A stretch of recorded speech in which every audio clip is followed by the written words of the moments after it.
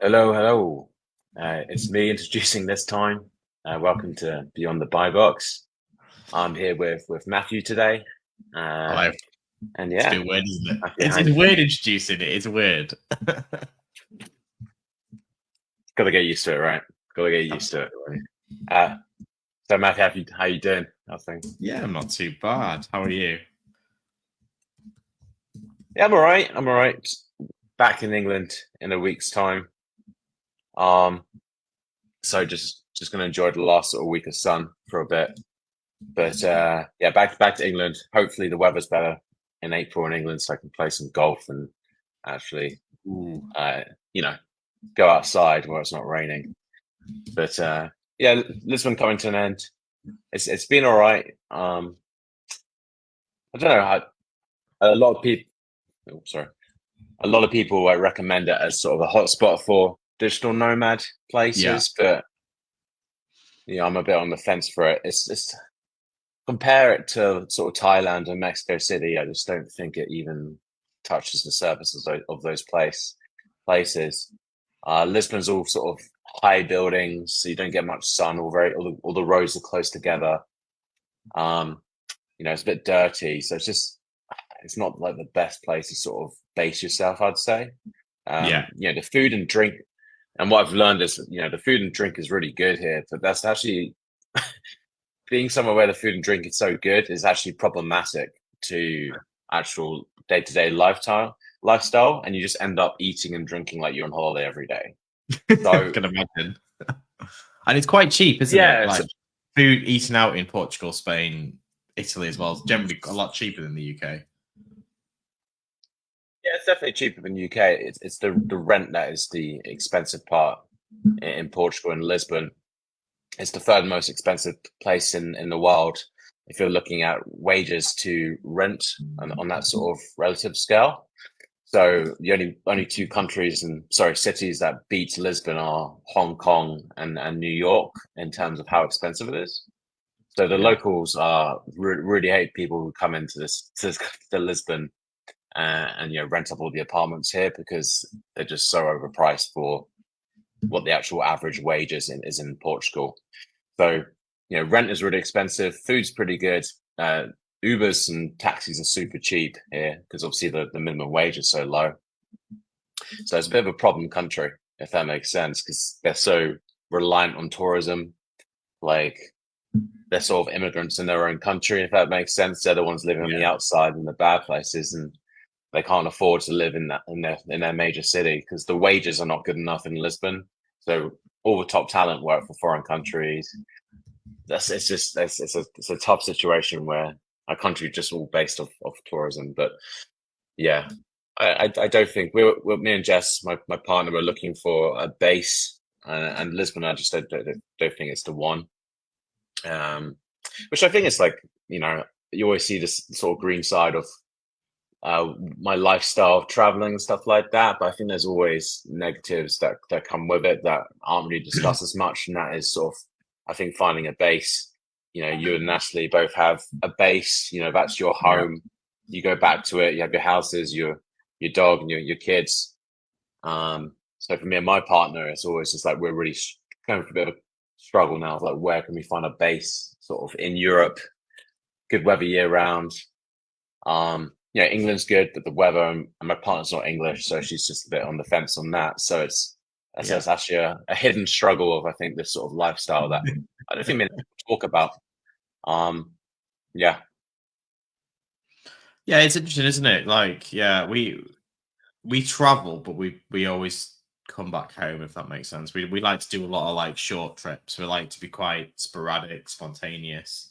Like we went to Rome just last week, and it was probably only booked about a month prior, which is quite timely for us because last year we went to Milan and we literally booked it like 2 days in advance. So, yeah, I can see that. But someone says, "Hi, sorry, I was tagged and wanted to know what this live's about." We're going to be discussing Amazon London, but we're just doing a bit of digital nomad chat at the moment, so we are going to be discussing Amazon London.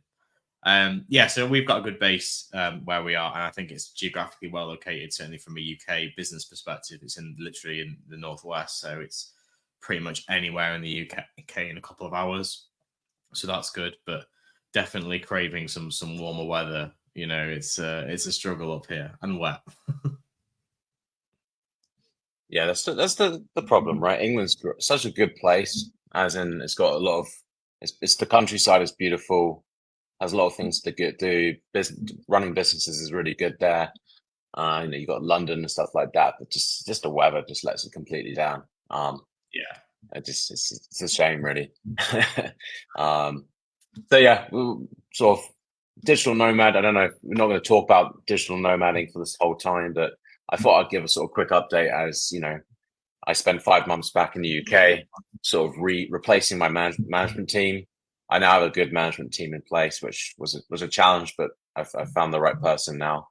So now I'm able to sort of travel more and go to different places. But I think again, is when you have a business and a base that you've built a massive thing back in the UK. I've got close to a £3 million business I've built there now. It's sort of like I kind of like want to base myself more in the UK because of that.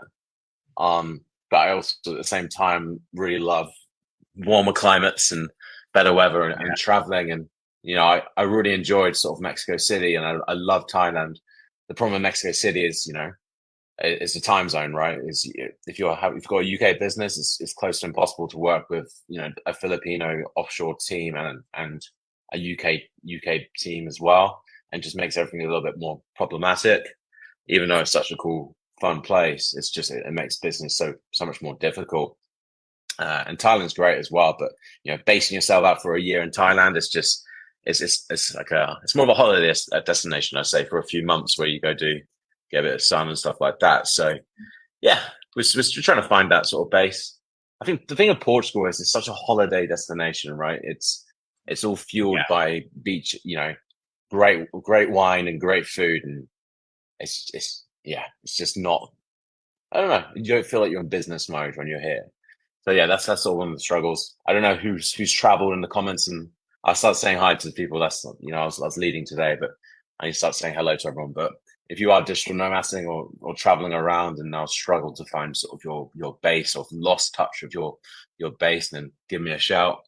I think that's just one of the hidden things that people don't really talk about. Fun way to start the podcast, but yeah, I started speaking to saying hello to people. The nomad though is the beauty in digital nomading, not the fact that you don't have a home, arguably. That's the curse, though. It's a curse. The curse and the blessings. Yeah, because a lot of people I know who fully digital nomads for a few years, where they haven't had a base, they're just like lost. People feel lost because they're like, "Where is my base? Where is my home?" Changing homes and changing beds every month or 2 months. Of course, you can start to reside in different countries for longer. So, say, we were testing out Lisbon to see if there's a place that we'd like to base ourselves, and we're like, "Nah, we don't want to base ourselves here." And so you kind of get lost in like, where do I actually want to base myself for a long amount of time? And because my partner works head of Europe for a consultancy firm, she's got to work European hours. I obviously have a UK business, which is quite a big UK business. So preferably, I rather work UK hours. I don't need to have a team, but I'm still heavily involved in the business. I want to work with them. I really enjoy it. I want to build supplier relations and build new brands and create new products, and I love that. So I don't want to like miss out on half a day of that. But yeah, it's a curse. I would say it's a blessing, and the curse is the flexibility, and it's an interesting one. I wish there was like a Mexico City in England, and then in Europe. That'd be pretty cool. That's true. Yeah. That's true.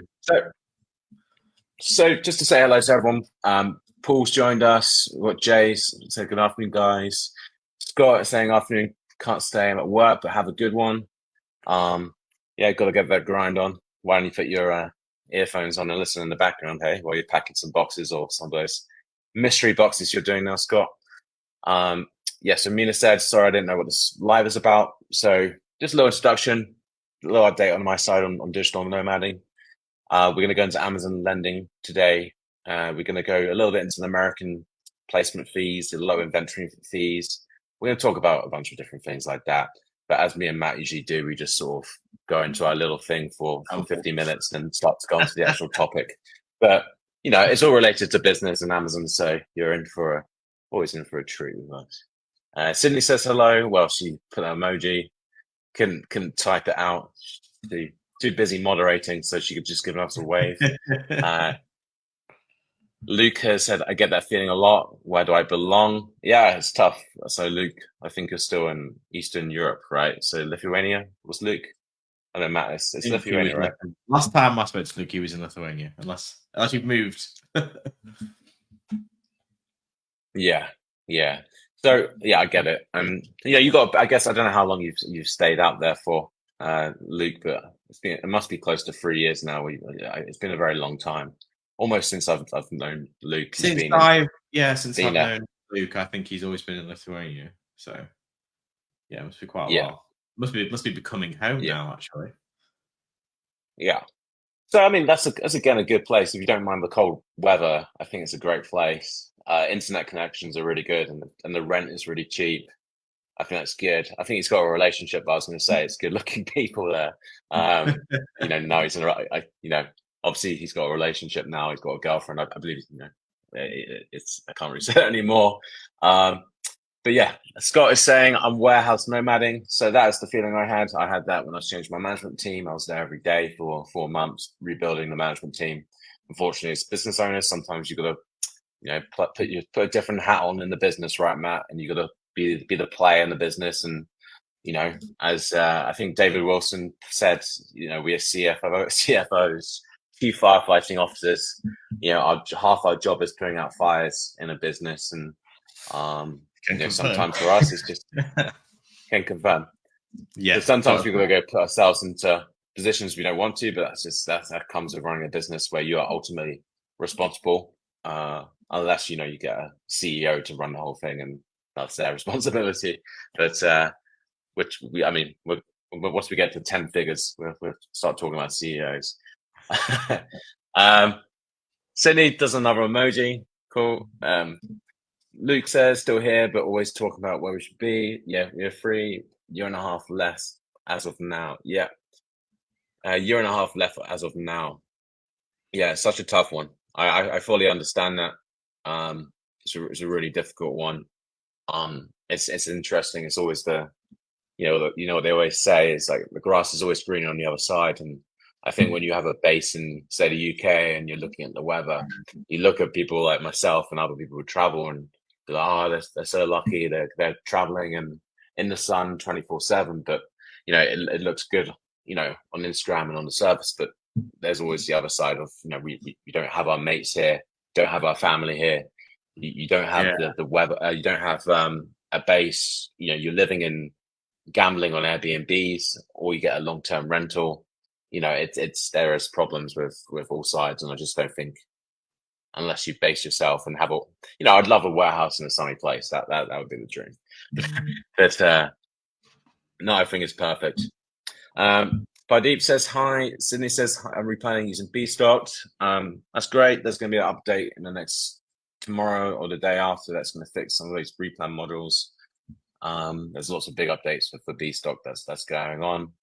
For those who don't know, BeeStocked's in alpha, and it's going to sort of eventually solve all the replan issues, you know, with the new America sort of inventory levels that you need to get, which is 30 to 90 days of stock in America. It's going to help you sort of stay within those sort of ranges, and that's what we're trying to build. It's with inventory management, it's such a big project with so many different moving parts. The production time has been in the works for 2-3 years now. So it takes a lot of time, and there's so much moving parts in the back end. And, you know, I've worked tens of thousands of hours on it for the last year, but people don't really, it's, you know, I'm trying to get now back in front of the camera, but we're putting a lot of work into BeeStocked.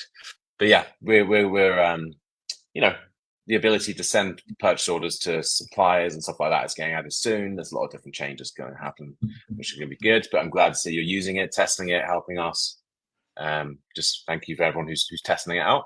Debbie says hi. And yeah, that's a few of the people.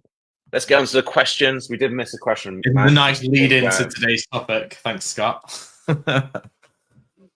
Yeah. So I think So we should dial it back a little bit, because I think you probably, if you are an Amazon seller and you haven't heard, you're probably living under a rock. But maybe some people do live under a rock and haven't heard. So Amazon lending, as in loans from Amazon, has stopped. It's ceased as of the 6th of March. So I did notice back end of last year that a lot of people were getting rejected applications, because it used to be pretty much Amazon would give you a loan offer on your dashboard, on your seller dashboard. You clicked accept. 3 days, you're great. Here's your loan application, and we just deposited your money like clockwork. But I noticed the back end of last year, sort of November, December, and into January, a lot of people were getting declined with no real reason given.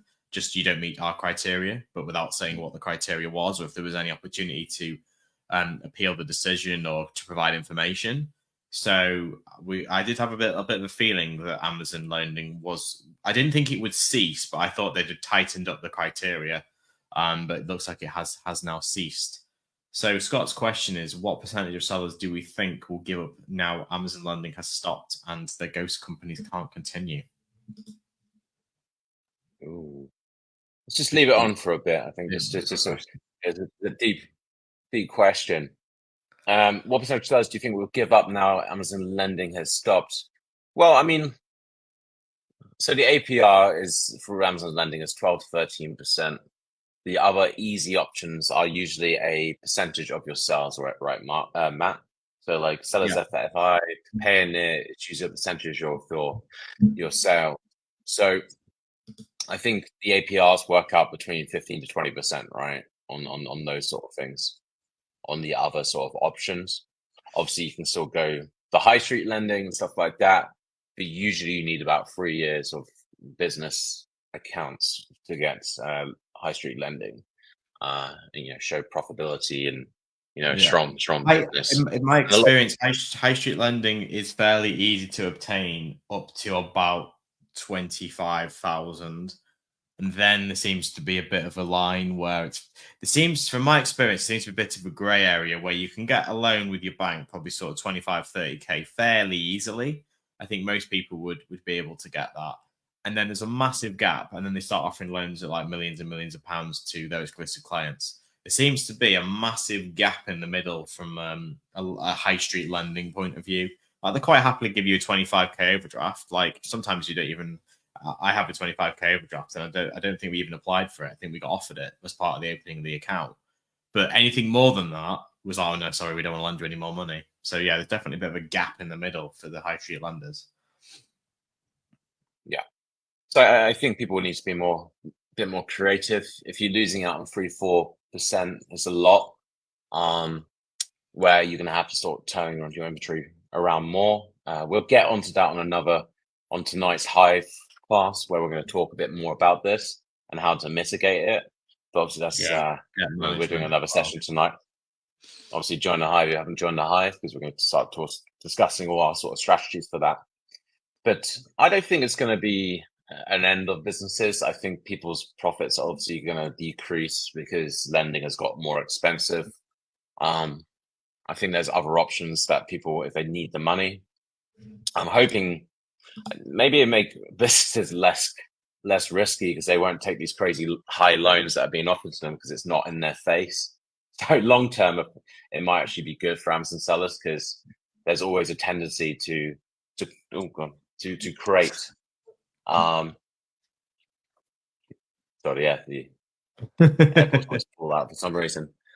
I think there's a tendency, like if you see that loan offer in your face when you go on the dashboard every day and you see that $500,000 loan when you don't need it, but people take it anyway, saying, I can spend this. I think that's almost damaging to a lot of businesses. So I'd say it's probably evened out, as in maybe people might leave and give up, but I think people are going to be more risk averse, and actually in the long term, it's going to actually save more sellers, more businesses, because they're going to be bootstrapping more, using more profits to grow, and being more risk averse. So I think, on the contrary, I think more sellers will survive now because they're not going to take as many risks. I think yes, I think you will see a lot of sellers will go bust because they are over leveraged. They've borrowed too much money. Because the thing about Amazon lending, particularly, it was very big sums of money were being offered, like huge sums of money compared to other lenders. Sometimes most people, let's say they could borrow 50k from say sellers 5 paying. Amazon may offer them 300, 400,000, which is huge amounts of money.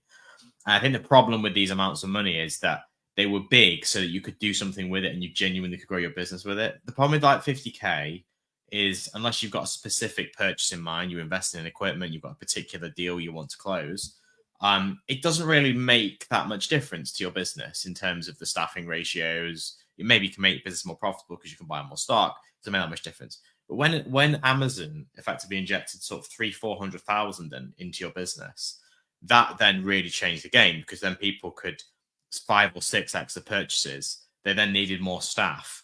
And I think this is what the problem is that people have borrowed too much money and they've kind of geared their businesses around this money being their working capital, but it always had to be repaid. And then this has now led to a situation where these people are now struggling to pay their loans back because they've. And also, I think another very common thing is that many people who took Amazon loans, because they got so much money in such a short space of time, they perhaps didn't make very good purchase decisions, or maybe they weren't necessarily bad purchase decisions, but they weren't as good as they should have been. Because when you have a financial limitation, you're naturally forced to buy the best products because you can't buy everything. When you've got no capital limits, you're going to buy all the product that makes money. And I think people really sort of they were more risky with the purchases. They really sort of relaxed their buying criteria because they had the money to buy all 5 deals rather than just buying 1 or 2. And they had, rather than prioritizing the best 1 or 2, they ended up with all 5. I think people have got a bit of dead stock because of that.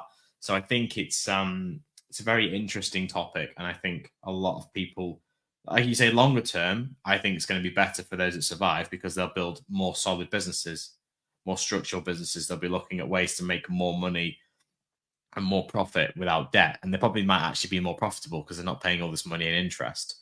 Because it's another thing as well. The interest rates, yeah, they were fairly reasonable, but they were still 12, 13% per year, which means 12 to 13% of your profit's gone. Well, you may grow your sales, but if your margins aren't increasing, then all you're doing is just paying that money to Amazon in the form of interest. And are you actually making any more money apart from just taking on more risk? Yeah, I think the actual issue a lot of people have with these loans is like they got the loan, and I saw so many different posts saying, just got this 100k loan. I'm now going to hire 3 more sourcing staff to go spend it, right? Rather than, okay, my budget every week is 20k. I can easily spend 30k every week because I have those amount of replans available. There's enough deals I can find. I have enough suppliers on my pipeline.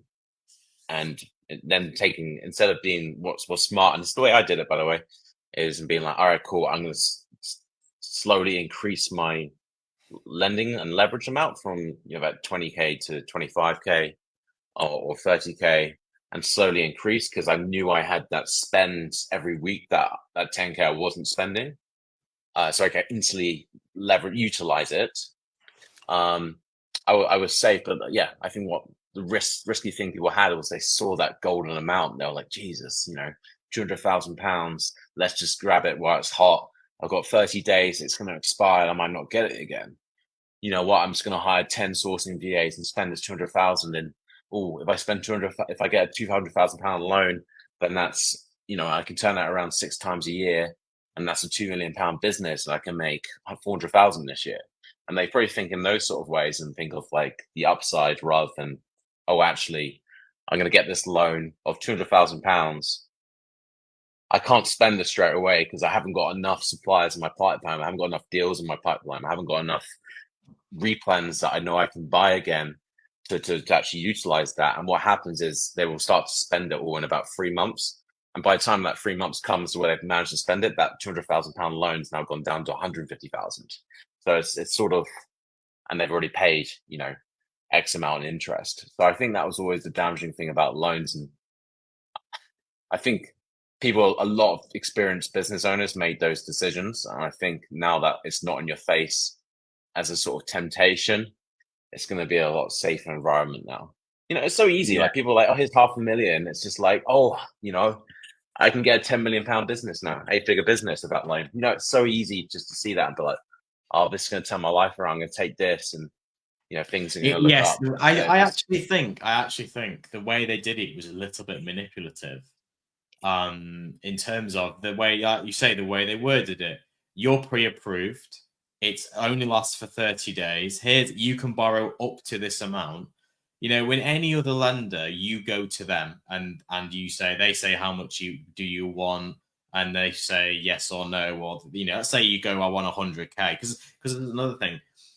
I would never in a million years. So we had a loan for Amazon, which is our highest loan was 447, so just nearly £500,000, right? I would never have gone to any lender and asked for £500,000. I probably would have gone for 100,000, and they would have said yes, or they would have said no. We can come back at 75, whatever it would be. But Amazon was like, you can get £500,000, and it was like, wow, I never thought we could ever get that much. But you've only got 30 days to get it, and you pre-approved for it, so it's guaranteed. I think the way they did it was very, I wouldn't, manipulative might be a bit extreme, but I can see why people took it, because it's so hard not to take it from the way it was displayed. It wasn't like you can apply for an Amazon loan through Amazon and we will assess your application on a case-by-case basis. It's, here's this huge amount of money, do you want it? And of course everyone wants cash, because everyone wants cash, because we're business people, we've got business acumen, we've got commercial sense. We want to try and make money out of money, and we all understand that the only way to buy and sell on Amazon is to have money to buy stock. And the more money you have to buy stock, the theoretically more you can sell and the more money you can make. Well, it's just classic shiny object syndrome, isn't it? It's just like, the best indicator. Okay, this is completely not even relevant, but I was talking a couple of weeks ago about shorting Bitcoin to someone. And I said the best indicator is looking at the Twitter posts and Facebook groups and seeing who's talking about Bitcoin. Look at your WhatsApp groups and see if any of your mates are starting to talk about Bitcoin. And that's when you should start building a short position. And over the last 10 years, it's always worked. So this sort of shiny object syndrome, I always feel like that is such the worst thing for people. As always, I think people lose the most amount of money because of shiny object syndrome, right? Because they're like, I'm going to buy this course for £10,000, this mentorship of X property mentor, and then he's going to make me financially free in 12 months. And that's why, like, to be honest, like our sort of where we do it is it's £99 a month, and there's going to be a small introduction fee because we have such a backlog of courses. But that shiny object syndrome of a potential financial freedom turnaround is so easy to just go for, I think, for people, especially if you're younger and you get offered that amount of money. You could be like, look, I can quit my job. I've got this 100 grand I can now use to buy stock. And they start doing the maths in their head and they're like, let's do it. I can turn my life around. And some people have, but it's a risk, right? So ultimately, it's a good thing. I think those loans are so easy. They're so good, they're bad. Yes, exactly. But also time in the game helps as well with these loans. So we've used these loans since 2018 to grow our business. Now, obviously, the loans have ceased. But through the loans, we've been able to make retained earnings. Now, the difference was the sensible thing that I did is I left my profit in the business. A lot of people took their profit out of the business and spent it on fancy cars and all the rest of it. I left my profit in the business. So now that we're transitioning away from the financing, yes, our sales are going to fall, but we've now got a decent amount of cash in the business to keep the business going and be sustainable and replenishable through using our own money now. That thing the loan gave me was the ability to make money, which I can then transition away from the loan. What a lot of people didn't do is they never sort of thought the long-term play here is that eventually this loan's got to be paid back. And what am I going to do when the loan's got to be paid back? Well, if you'd been sensible, kept enough money in your business, if you say you made 50K a year, which is quite reasonable, and you kept that in for 10 years, that's £500,000 in working capital, which is the size of the loan. So the loan is enable you to make enough money that you don't need a loan anymore to have over £500,000. But a lot of people didn't do that. They just kind of went with the, right, I'm making loads of money, let's get it out, let's go fancy holidays, fancy cars, all the rest of it. And I think that's where these loans are going to really have people unstuck. I mean, or to be fair, if you've only come into the game recently, it's like everything, the earlier you get in, the better it is.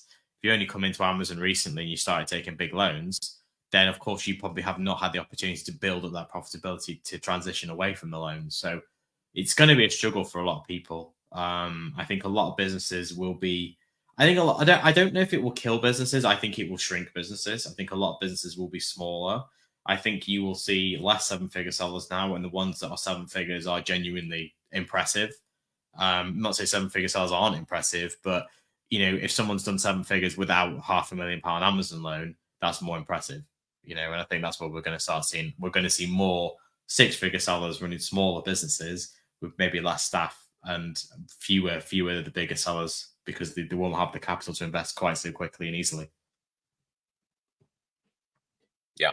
I think my final bit of advice is, before we move on, and just we're going to go to questions and we'll move on, is, yeah, like Matt says, you just can't be reliant on it. Don't be reliant and say, oh, it's fine. I've got this Amazon offer that will cover my cash flow and I'll be fine. I'll just keep refinancing and assume that everything will be okay because I can never pay it off. I'll just keep refinancing.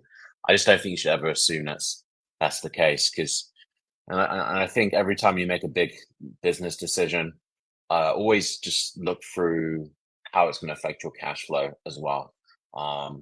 So for instance, if you move a supplier and one supplier you start spending 10,000 a month with, you move to another supplier you spend 10,000 with.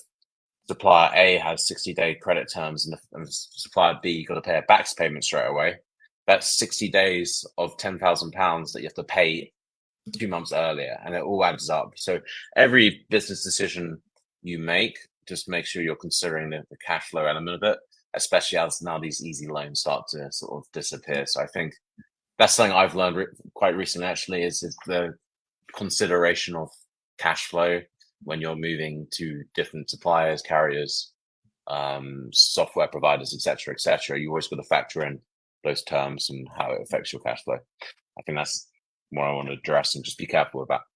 Yeah, that's like very high level thinking in terms of, there's a lot of what people don't think about. They go, I buy product A for X and I sell it for X, but they don't factor in all the finance costs. They don't factor in, well, actually buying it from a wholesaler may be more expensive on the price per unit, but if you've not got to finance the money to pay up front, then is it more expensive? And if you can buy and sell that product more quickly because there's no financing costs on it, because your margins are higher because people aren't factoring in these financial interest fees, then you could turn over that money more quickly and you could be more competitive. So not necessarily having the cheapest buy price is always, like you said, the only considerator in this business. There's lots of factors that go into it to make to what is a good deal to do. Yeah, and I use the example because I think it's quite interesting.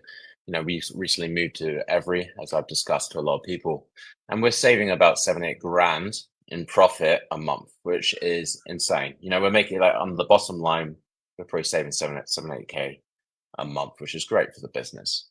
However, there's another side to the story, and that's we have to now fund £80,000 2 months in advance now. So that's £80,000 that we used to have on credit, we now have to pay up to £80,000 today. So that is a big hit to cash flow, and you just don't think about it because obviously shipping and carriers is such a big cost for us because we do merchant fulfilled. That advance payment of it straight away going from your disbursement amount on Amazon versus paying it on terms where it's 15 days after 30 days after the month is a significant difference to your cash flow. So those sort of moves really got to think about cash flow, and that's it's just crazy how those sort of things affect. And we're going to that tonight in the Hive, I think, and I'm going to talk a bit more about that tonight because it's a big lesson for myself. I didn't quite realize how much of an effect on cash flow it really was until recently. So yeah, our business is making 7K, 8K more profit per month, but if you don't have the capital to finance that profit, then your business can just go bust because your cash flow just goes, right? So it's very interesting, right? Really important point, actually, is that cash flow will kill a business faster than profitability. An unprofitable business can continue for years as long as it's sort of just on the cusp of profitability. A business that runs out of cash has got 3 months before the bailiffs are at the door taking all your assets. So it's a completely different kettle of fish. Cash will kill you quicker than anything else. A lack of cash. You see businesses that have been going for hundreds of years that have basically never made a profit. A lot of the big companies that you see online, I'm referencing like Deliveroo, for example, has never made a profit in its 15-year existence, but because it has enough cash and continues to operate. How long for, I don't know. Can't operate forever, but cash will keep you going. If you don't have cash, you've got months, maybe even weeks. You said that, but Deliveroo are now saying that they're turning to profitability potentially this year. So things are, that was the shareholders. You're right. Enforce that, but yeah, this is the thing as well. Leading on from the landing, which is, I think, if we need to factor in the Amazon, because Amazon landing in isolation is obviously going to have a big impact on Amazon sellers, but it's important to understand why it's happened. And I think it's part of a bigger economic trend of we've basically had 2008 to today, or sort of last year, sort of like 14 years of super cheap money. Interest rates super low. Interest rates have gone up. Obviously, cost of borrowing's gone up. The party's over. It's very much like a hangover. Like, basically, everyone's been on the beers for the past 14 years, living the best life. Bam, they've woken up and the hangover started. This is where we're at the moment. And the attention of big business is to switch to profitability. And I definitely think this is a switch that Amazon sellers should be following the trend. The growth stage is over now. It's not to say you can't grow, but the easy money growth stage where you can get an Amazon loan and build a 7-figure business in 6 months is over. What we're now looking at is building stronger, solid, more profitable businesses, because that is the economic climate we're in. And again, very much in the Hive is what we're teaching people to transition away from the high leverage, high turnover models into much more profitable things. And that's what we teach a lot about, unique bundles and things like that. And, different market opportunities that have more profit margin in. It's not to say that any sourcing method is bad, but what we're teaching in the Hive is relevant. And that's the benefit of the Hive. And as a subscription is that we were always relevant. If you took a course 3 years ago and they said, get an Amazon loan and grow your business, we can't do that. That course is useless. It's just irrelevant. It's all about being up to date and staying with the trends. That's precisely right. Yeah. So just to touch on a few of the comments. So High Street used to have up to 30K unsecured, then over needed to be secured. Things are changing. If you're relying on lending only to grow your business, that is very dangerous in my opinion. Yeah, you're paying roulette, right? You're playing blackjack. You're going, let's go all in. Let's rack up our credit card debt. This will either change my life or put me in financial ruin for the rest of my life.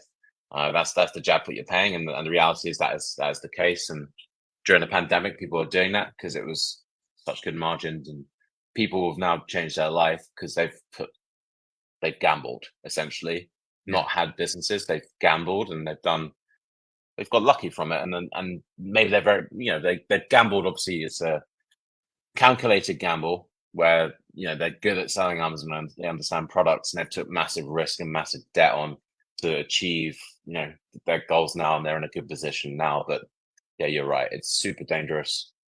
With all great risk comes great reward, and sometimes it goes in reverse, doesn't it? So right in that regard, you think twice when you go out looking for yourself for a loan. This is about Amazon lending being right in your face. It's right there. It's always calling to you. It's that temptation in the night. It's that snack in the fridge. It's that, that chocolate bar in the pantry that is always calling your name because it's in the house. But if you have to go out and get that Kit Kat or chocolate bar from the supermarket, you are going to think twice of having that chocolate bar. But if it's in your house, you're going to have it. So you're right. And that applies to a lot of things in life. If it's easy to have, it's going to be more tempting. You're more likely to have it.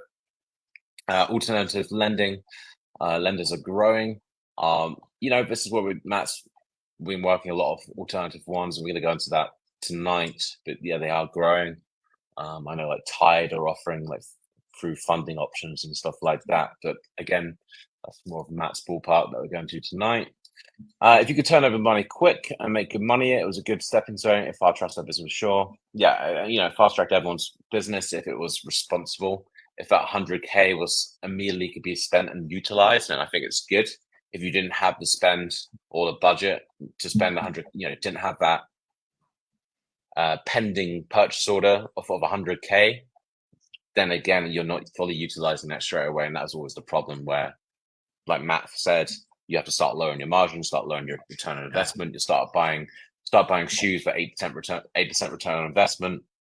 People have told the story before, and that's really jeopardizing business. Just like real concerns, 10% of the companies in the country are ghost companies, unprofitable and refinance every year. That's the same with governments, right? Like, a lot of the governments, countries are refinancing their debt as well to much higher interest rates, and they're going to be in trouble soon with like defaulting because they're refinancing all their debt. I think American could pay over $1 trillion in interest fees costs in the next 10 years. But, if you look at economics, as long as you're growing at a good pace, you can sort of mitigate that. But if a country stops growing, then you're really screwed. So like that's the thing with these companies, like they're unprofitable and they can finance their debt as long as they grow. If they don't grow, then they are, that's when they start going under. The BOL was a great alternative, but a one-time offer, bounce back loan. Yeah, so one thing the bounce back loan is, I don't know if you still have it, I'd recommend, actually, I don't want to recommend any financial advice, but what I've done is I've reduced those payments down to the minimum. You can reduce your minimum payment down to like 400 X amount, I believe, per month, rather than paying like the 900 a month. So you can sort of pay that over 10 years at 2.5% interest. So longing out those buyback for 2.5% interest rate loans is what I'd recommend. I think you can extend it and reduce your repayment by half. So I definitely recommend that if you still have it. Again, I think we were very blessed for people who had that. It was a once in a lifetime loan. We were very lucky. I don't think it's worth talking about now because it's in the past. It's irrelevant. Yeah, I've taken see that again. Yeah, it's never going to happen again. I don't think so anyway.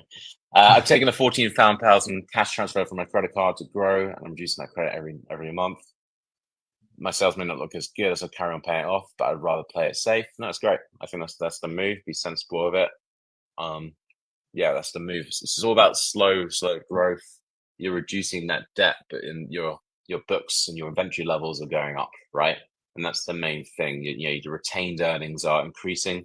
If you're not checking your balance sheet every month, then you have to. That's why you should check your balance sheet every month from Xero, your QuickBooks and your accounting software, because you need to look at your retained earnings and look at your actual books, and you'll see that's going up because your debt is going down at the same time. And hopefully, because you're reinvesting those profits, your business is building. And it sounds like that's a kind of sensible thing to do. So really for that. This is my second income for me at the moment. There's a lot of questions. I feel like I'm just reading from a book, reading from we're talking for a while. This is my second income for me at the moment. My drive instructing is the first. eBay is the third. That's awesome. Again, I'm trying to get my partner to have a second income. I'm trying to start a brand with her, a grocery brand. I'm not going to say what it is. Nice. Maybe I'll say in the Hive. But you're right. There's these sort of businesses. I recommend everyone to do a bit of Amazon on the side. All you got to do is find some products and send it into Amazon in a box. It doesn't take too much time to start off. You got to pay for as a £25, £30 Amazon subscription. So everyone should start. Join the Hive to accelerate that, of course. I'm always pecking my accountants, advising me the best they can to manage credit and learning about managing credit as much as I can. Yeah, it's half the game. Like finance and managing finance is half the game in business. If you don't understand finance, you're not going to last in this world. No. Or you need a partner who does understand finance, because it's so important. And the reason Jeff Bezos is once again number one in the world of the most richest man again is he started his background in finance. He came from Wall Street and then went into business. So what he had was a firm understanding of finance, and that's just such a big thing in business, is to understand credit and finance and all these different how managing debt and stuff like that. And that's why it was such a behemoth, because he had that sort of background knowledge. Obviously he had a big loan from his parents to start Amazon, like 400k or 2 million, whatever it was. But they invested in the right person on that, though. I think his parents probably did all right out of that loan. I think he did all right. Yeah. I mean, like I would have invested in Amazon. That's not bad. I've done that with mine. Took a 6-month break. I was trying to pay it off, but realized how cheap it is. Yeah, that's the thing. I think it's on the bounce back line, but it's just so cheap. It's that debate again with like the mortgages from, when people are getting these 1% mortgages on their properties, right? It's like, should you pay that off or should you keep that? Why would you pay that 1% off? Because it's so cheap. But some people want to do that to pay their mortgage down, in case when that mortgage term runs out and it turns to 6-7%. But in this case, I guess it's not going to refinance; it's just going to go. So you want to keep that 2.5% as long as possible, in my opinion. Because you're not going to have cheaper lending than that potentially for the rest of our lives, right? I don't think we can get 2.5%. I don't think we're going to see interest rates that low again. I think we will see interest rates drop, but I think they're going to drop to 4.5% in the next few years. But I think they'll sit around that. The only issue, because I think the government banks, apart from government borrowing, but like generally speaking, the economy is not good when interest rates are that low, because it's basically like supercharging growth, and it's not always good, as we've seen. The issue is that the interest rates have gone up so much so quickly as a comparative, it's causing a lot of financial pain for a lot of people, because if you've got a mortgage, people are saying that the payments are going up sort of 25-30%, and that's going to have a really damaging economic effect.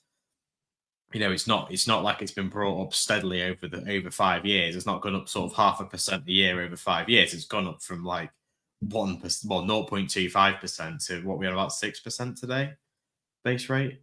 Huge. No, it's down to 3. It's like 3-4% now. It depends what sort of metric you look at.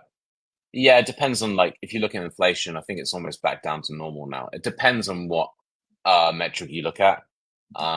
I'm not an expert in that field. I know my friends who are in that field. They always say there's different ways you can look at it, but it's pretty much back down to normal now. Yeah. So the current base rate is 5.25.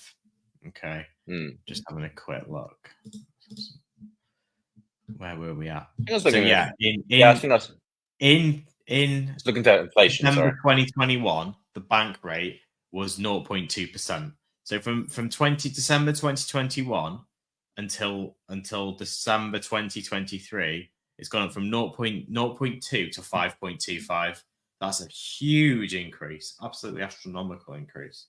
I know 5% doesn't sound like a lot, but if you think about the relative increase from 0.2 to 5%, that's an astronomical increase. Yeah. So what I was talking about was inflation. Sorry, inflation's gone down to 2.4% or whatever you look at. That's gone back down to I think the bank inflation is going to sit around 3.5% to 4% this year by the end of the year. It's too much. There's basically a massive crash coming, because a lot of people who, as Debbie has said, I have a 1.8% mortgage dreading the end of that. There's a cliff edge coming. A lot of people, some people have already remortgaged, but a lot of people are due remortgages imminently this year, next year. And I think if too many people, there'll be home repossessions, there'll be property devaluations, because people will not be able to keep up with their repayments. Maybe they'll be switching to interest only, which is then going to increase their overall lifetime mortgage cost, or worse, simply just not being able to afford their mortgages. So I think we're going to see a lot of a decrease in interest rates for the sake of the economy. Yeah, exactly. And Matt, you touched on sort of, it's not an overall benefit. I think it's a benefit for the people at the top of the ladder with these sort of low interest rates, of course, because, and it's good for technology, right, as well, because it enables these risky startups to start up, because they have cheap lending. So they obviously more innovation happens. What's going to happen now when money's more expensive? There's not going to be as much innovation, but I guess there's so many established companies now, like with AI now, that things are just going to rapidly change anyway. But we'll see what happens. See what happens there. I listened to Sam Altman for like 3 hours yesterday on the Lex Friedman podcast. Definitely worth watching that one if you haven't watched it already. But GPT-5 coming out, and it's the thing about what he said was really interesting about technology. Sam Altman is basically the owner of CEO of OpenAI. And he was saying how ChatGPT-4 is terrible. He was saying it's terrible. And ChatGPT-5 is just going to be different. He just said with all technologies, when they've been out for 6 months to a year, when you look back on things, they always look terrible. If you load up FIFA 20 or FIFA 19, it's going to look terrible compared to the latest FIFA. Yeah. So he's always saying with like, as technology keeps growing, and that's a sign of us evolving as humans. When you look back to old softwares and old video games or old films or whatever it is, old technology, it always looks bad in our sort of perspective now. So I'd say like, more advancement in technology with cheap money is definitely a good thing, because it keeps improving us and we keep getting better. So we'll see what happens with mortgages. That's a tough one. I don't know. Like, that's a tough conversation, not one, because it's such a real thing. I know people have got their situations off. I know a lot of people are just trying to pay off that mortgage down now because they know that they might have moved to a 4 or 5% interest rate on that mortgage. So a lot of people are now starting to sort of pay it down, right? Because their best return, rather than it being in a bank or rather than being in a fund, or it's better to pay off your mortgage if it goes to 4 or 5%, right? Than anything else. Yeah. But yeah, I think I'm going to leave it there. I think next week, hopefully Natalie's back and well. We wanted to touch on these sort of inventory placement fees in America, and we wanted to touch a little bit on the low inventory level fee, but I think that's more the American market. I think that people have talked about that a lot. Just again, we're a UK based business. We're mainly UK focused, so both we'll leave that for another time. No impact on us at the moment. No impact on us. We're on a small island, so the inventory placement fee is never going to come here anyway, because there's no reason to. That's what someone says. Are they coming here? It's the big one. I don't know. No. I don't know if they're going to come here or not. Truthfully, no. So the splitting of shipments is definitely not going to come here, because you can achieve next day delivery from Coventry to everywhere in England. Like 99%, you can achieve same day, next day delivery from one place in the UK. The reason America is split is because it's so big, right? So they're optimizing shipping rates. So it's never going to come in the UK, unfortunately. To touch on the sort of inventory thing, it's basically in America, you now have to keep between 30 to 90 days of stock in at all times. If your stock level drops below 30, you're then charged a fee on fulfillment, which is basically killing groceries. But we'll discuss that another time. I think it's been a good session, Matt. It's been good talking about Amazon lending. I've really enjoyed that chat. The economics lending session. It's always my subject of intrigue. Yeah. So if you haven't already joined the Hive, me and Matt always talk more depth about these sort of things, give more knowledge in this sort of thing, and go much deeper dives into different things.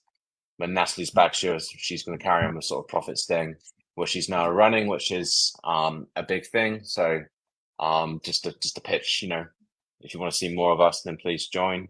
It's very cheap for what you get. If you enjoyed us, then please leave a like, subscribe, and that's it from us. Matt, thanks for joining. That's been fun hosting it, and I'm going to cut it off now because I'm in charge. Cheers, guys.